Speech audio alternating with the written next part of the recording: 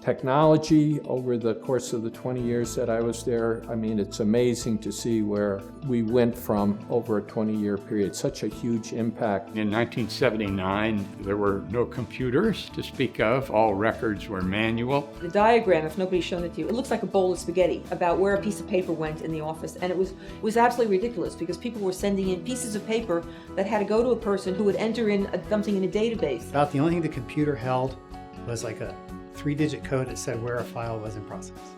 So if somebody called and said, "Where's my file?" somebody on the phone would look and say, "Oh, you're a 319. And the 319 man, it was on so-and-so's desk.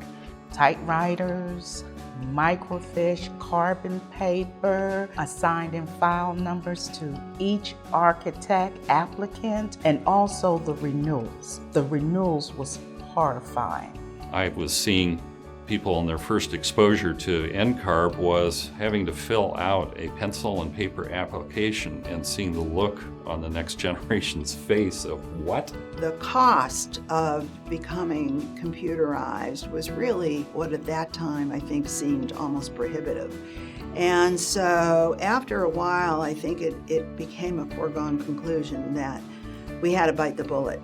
My first year on the board, I think we had one person who was identified as the technology individual at NCARB. And in my last year on the board, I think we had an IT department of close to 20 or so that had completely transformed NCARB's computer capabilities.